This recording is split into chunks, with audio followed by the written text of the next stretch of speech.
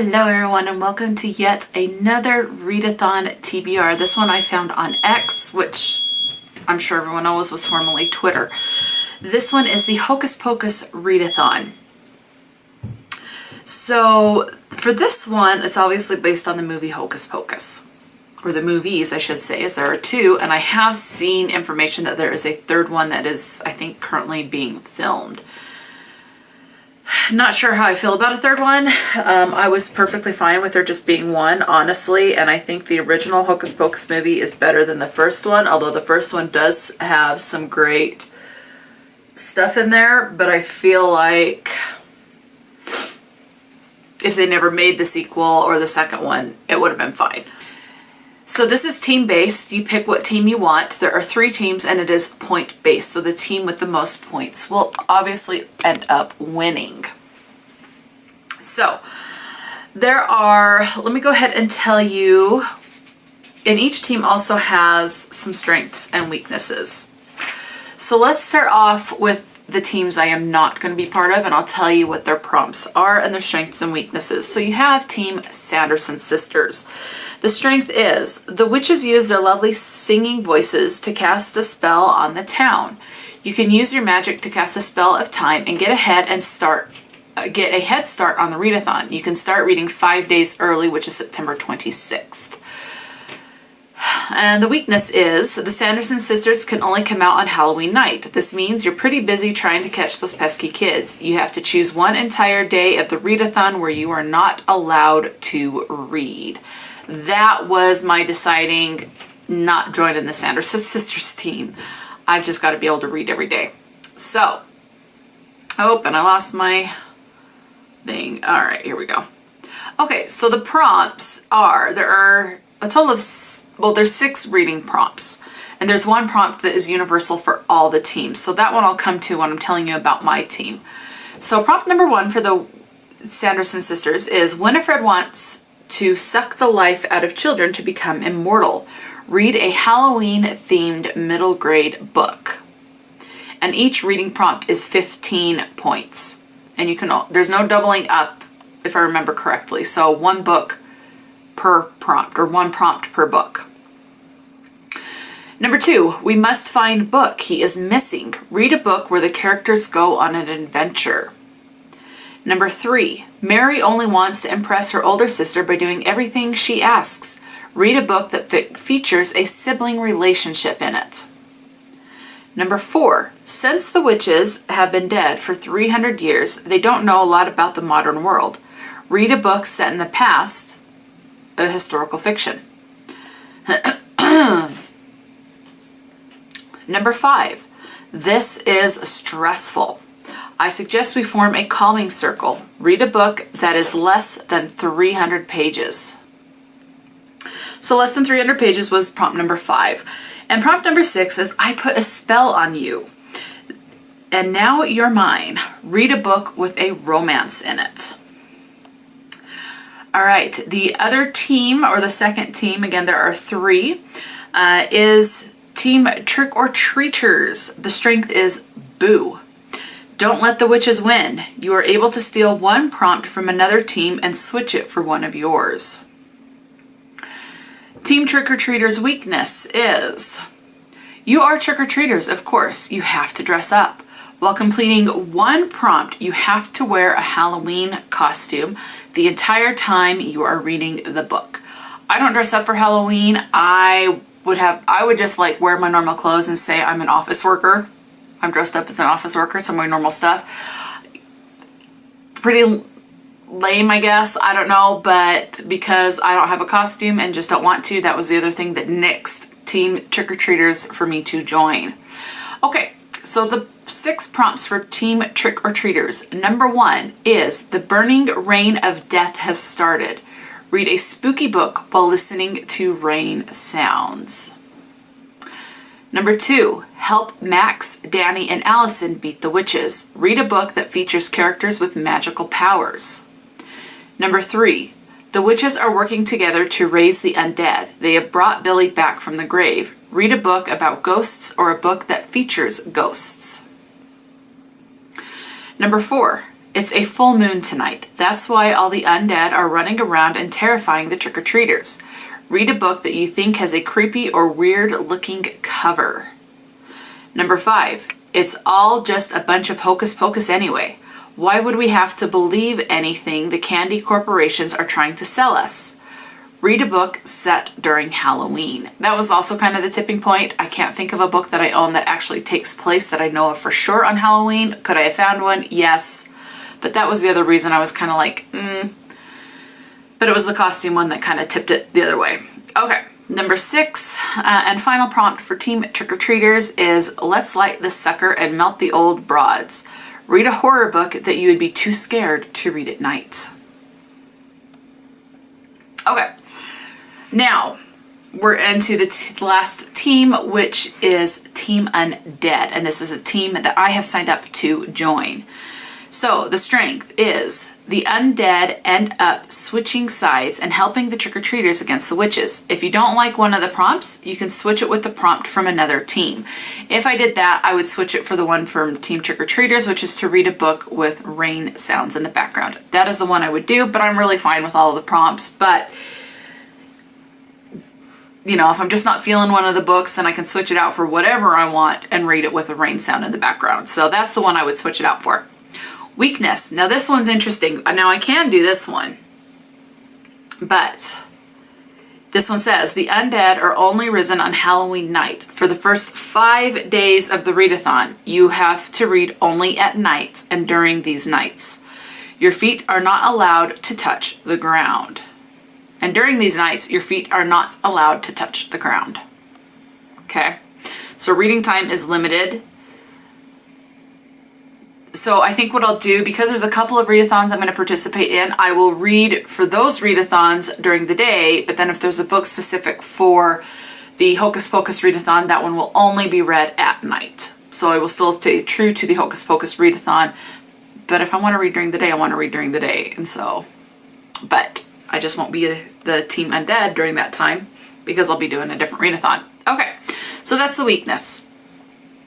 And then again, all prompts are 15 points, and this takes place during the entire month of October. So now let's go with the reading prompts, and then I'll tell you what the non-reading prompt is. So number 1, frightening events in a small town lead to a group of people digging up the grave of a recently deceased town person, but it's empty. Read a mystery book. So for this one, I'm going to go with a cozy mystery, and this is Hearse and Buggy. And this is by Laura Bradford. This is the first book in an Amish mystery, cozy mystery series. The synopsis reads, Claire Weatherly has fled a high-stress lifestyle for a slower pace in Amish country, Heavenly, Pennsylvania.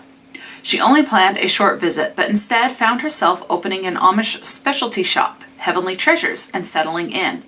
Claire loves her new home, and she's slowly making friends among the locals, including Hester, a young Amish woman who works in the shop.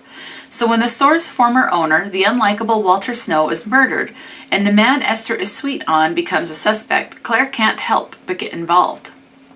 Newly returned Detective Jacob Fisher, who left Heavenly and his Amish upbringing as a teenager, is on the case, but his investigation is stalled by the fact that none of his former community will speak with him. Claire's connections make her the perfect go-between. As Claire investigates, she uncovers more than she wanted to know about her neighbors, and suddenly everything she had hoped to find in this peaceful refuge is at risk. Okay, so prompt number 2 for Team Undead is I didn't believe in ghosts until one night I was playing the piano and I heard clapping, which was strange since I live alone. Then I looked up. Read a spooky book. So I'm going to go with a Fear Street book. Sometimes they do tend to be creepy and kind of spooky. There's no guarantee of that, but I think this one will definitely be spooky. And I'm going to go with Into the Dark by R.L. Stine. And this one says, a deadly attraction. Paulette Fox refuses to let her blindness stop her from living a full life. But one thing she's never done is fall in love, until now. Paulette knows Brad Jones is the only guy for her. Even when her friends see Brad commit a horrible crime, Paulette is sure that he's innocent. Her friends tell her he's out of control, that she will be his next victim. But Paulette knows he would never hurt her. Is Paulette right about Brad, or has her love put her in terrible danger? And where something like that, that kind of is like, okay, that can definitely be spooky, because is this person really creepy and are they trying to hurt you? It does have some spooky elements. And maybe there's some hauntings. Who knows? Sometimes there is in Fear Street. Prompt number 3 is you find out that you are not only undead, but you can also spread an affliction to others. That maybe the cure is worse than the illness. Read a book featuring a zombie, ghost, or other undead character. Okay, so for this one I'm going with a middle grade, and that is All the Lovely Bad Ones by Mary Downing Hahn. These do feature ghosts. At least all the ones that I have read do feature ghosts, so that's what I'm going with. And the synopsis leads me to believe it will have ghosts. Travis and his sister Corey are thrilled to be spending the summer at their grandmother's remote Vermont inn. The inn at Fox Hill has a history of ghost sightings. What could be more exciting than seeing a ghost? But no ghosts have appeared recently. Ghost hunting guests are few and far between, and the inn is in trouble. So Travis and Corey decide to do a little haunting of their own. Rapping and tapping and silent figures veiled in white are right up their alley. New ghost sightings will bring customers to the inn and help their grandmother stay in business, and they will have fun fooling people at the same time. And this is where I say it's going to have ghosts. They have no idea that their fake ghosts will awaken something real, something dangerous, something tied to the horrific secret past of the inn at Fox Hill.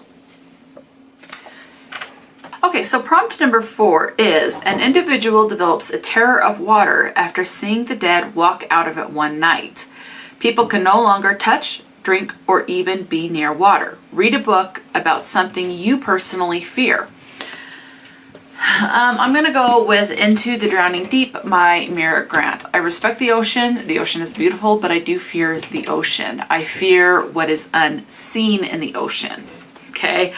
I fear the jellyfish. I fear the sharks. I fear the water snakes. I fear the eels and the squid. And I mean, when those are dead and on land, I don't fear them, but in the water, I do. And when I can't see all the way down to the bottom, I also fear it. This is a fear called thalassophobia. So yeah, and the ocean is going to be a big feature in this. So Into the Drowning Deep by Mira Grant.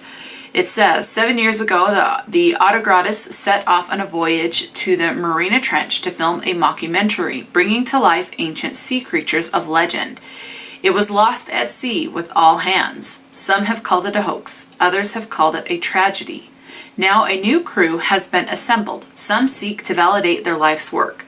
Some seek the greatest hunt of all. Some seek the truth. But for the ambitious young scientist, Victoria Stewart, this is a voyage to uncover the fate of the sister she lost. Yeah, the sea, the ocean, that's a fear. Even the lake, I have a hard time. I can deal with like a river where I can see the bottom and it's clear. I have no problem with a river because I can see everything. But even a lake, I have a hard time with because it's like I don't know what creatures are in there and I can't see if I'm going to get tangled up in something. Yeah, no thank you. Okay, so prompt number 5 is there is a serial killer running around your town. This murderer actually put up an ad out for a victim and they have found a willing participant. Read a book about a serial killer or a murderer. This one was easy. I wanted to get to this one within the last couple of readathons and I just didn't have the time. The tagline is Hannibal Lecter is back, and that is The Silence of the Lambs by Thomas Harris. This is book number 2 in the Hannibal Lecter series. Hannibal Lecter is a serial killer, murderer, and they're on the hunt to track down a murderer or a new serial killer. An FBI trainee, a psychopath locked up for unspeakable crimes, and a serial killer getting ever closer to his latest victim. So there's the serial killer part that they haven't caught yet. FBI rookie Clarice Starling turns to Hannibal Lecter, monster cannibal held in a hospital for the criminally insane, for insight into the deadly madman she must find. As Dr. Lecter invites her into the darkest chambers of his mind, he forces her to confront her own childhood demons as the price of understanding, an unspeakable tuition he exacts to teach her how the monster thinks. And time is running out. There you go. Yeah. Okay, and the last reading prompt for Team Undead is, he locked the doors and shuttered the windows, but the witch still came in through the roof. The only safe place is holy ground, so you run back to the graveyard. Read a book that is set at a graveyard or features a graveyard. So for this one, I'm going with a book. I'm not 100% how feature this graveyard or cemetery is going to be in this, but I am assuming it's going to be quite a bit because of the title of the book. And that is The Orphan of Cemetery Hill by Hester Fox. So, the dead won't bother you if you don't give them permission.